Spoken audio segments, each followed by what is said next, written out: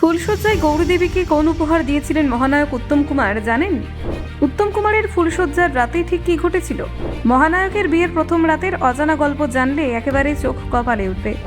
গৌরীদেবীকে surprise দিতে উত্তম কুমারের বিশেষ গৌরীপট্ট উপহার, আর তারপরেই ঘটল সেই কাণ্ড। তরুণ কুমারের চোখে উত্তম কুমারের বিয়ের মধুর স্মৃতি ফুটে উঠল। দেখুন, উত্তম কুমার, যিনি পরে বাংলা সিনেমার মহানায়ক হিসেবে পরিচিতি লাভ করেন, বিয়ের ক্ষেত্রে ছিলেন যথেষ্ট পরিবারের প্রতি শ্রদ্ধাশীল। মহানায়ক হওয়ার আগে মা বাবার ইচ্ছে মেনে তিনি গৌরীদেবীর সঙ্গে বিবাহ বন্ধনে আবদ্ধ হন। তার মা বিশেষভাবে এই বিয়ের ব্যাপারে সচেতন ছিলেন এবং পুত্রবধূ হিসেবে গৌরীদেবীকে পছন্দ করেছিলেন। তবে এই সব আয়োজনের মধ্যেও কোনো ধরনের ঘাটতি হওয়া চলবে না, এমন মানসিকতাই ছিল উত্তম কুমারের পরিবারে।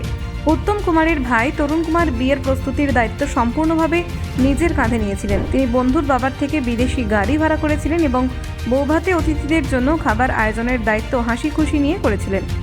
পরিবারের সবাই আনন্দের সঙ্গে এই মুহূর্ত উদযাপন করেছিল, কিন্তু তরুণ কুমারের এই সজাগ উদ্যোগ বিয়ের স্মৃতিকে আরও বিশেষ করে তুলেছিল। তরুণ কুমারের লেখা আমার দাদা উত্তম কুমার বইতে মহানায়কের বিয়ের নানান কীর্তি এবং ঘটনা তুলে ধরা হয়েছে। বইটিতে বিশেষভাবে উল্লেখ করা আছে উত্তম কুমারের ফুলশয্যার রাতের একটি গোপন তথ্য, যা গৌরীদেবী নিজে তরুণ কুমারকে জানিয়েছিলেন। এই ঘটনাটি শুধু রসিকতার সঙ্গে নয়, উত্তম কুমারের মানবিক এবং স্নেহময় চরিত্রের পরিচয় দেয়। গৌরীদেবী এবং তরুণ কুমারের মধ্যে সম্পর্ক ছিল বন্ধুত্বপূর্ণ এবং স্নেহময়। তাই গৌরীদেবী মাঝে মধ্যে তার ব্যক্তিগত জীবন সম্পর্কে তরুণ কুমারকে জানান। ফুলশয্যা রাতের বিশেষ উপহারের কথাও গৌরীদেবী শেয়ার করেছিলেন। এতে তরুণ কুমার স্পষ্টভাবে বোঝেন এই মুহূর্ত কতটা গুরুত্বপূর্ণ। ফুলশয্যা রাতের জন্য ঘরটি বিশেষভাবে সাজানো হয়েছিল, তবে সেখানে উত্তম কুমারের বৌদি এবং তার ছোট বোন লুকিয়ে বসেছিলেন। কিন্তু গৌরীদেবী টের পেয়েছিলেন এই ছোট্ট খাটো হুলস্থুলের। উত্তম ঘরে প্রবেশ করলে তিনি একটি ইশারায় বিষয়টি বুঝিয়ে দেন। এরপর উত্তম নিজে বৌদি ও বোনকে ট্রাঙ্কের পেছন থেকে বের করতে বলেন রসিকতার সঙ্গে। উত্তমের অট্টহাসি এবং খোলামেলা রসিকতা বৌদি ও বোনকে লজ্জিত করেছিল। তারা লজ্জায় লাল হয়ে দ্রুত ঘর থেকে বেরিয়ে যান। এই ঘটনার মাধ্যমে উত্তম কুমারের রসিকতা এবং হিউমার বোঝা যায়। তিনি শুধু রসিক ছিলেন না, বরং পরিবারের প্রতি দায়বদ্ধ ও দায়িত্বপরায়ণ স্বামী ছিলেন। প্রথম রাতে উত্তম কুমারের দায়িত্বপরায়ণতা এবং স্নেহময়তা গৌরীদেবীর কাছে প্রতিফলিত হয়। তিনি দেখেছিলেন যে মানুষটি তিনি বিয়ে করেছেন সেই ব্যক্তি কেবল রসিক নয়, বরং ভদ্র, দায়িত্বশীল এবং প্রেমময়। এই রাত তাদের জীবনে স্মরণীয় মুহূর্ত হয়ে ওঠে। বিয়ের সময় গৌরীদেবী উত্তমকে একটি বিশেষ আবদার করেছিলেন। উত্তম তখন হ্যাঁ বা না বলতে চাননি।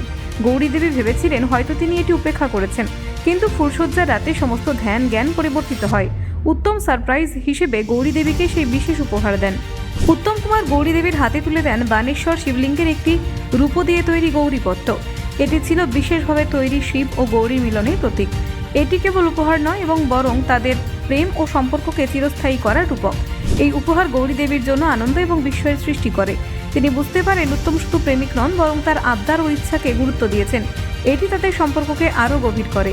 ফুলশয্যার ঘরে উত্তম কুমারের রসিকতা এবং স্নেহময় আচরণ পুরো রাতকে আনন্দময় ও স্মরণীয় করে তোলে।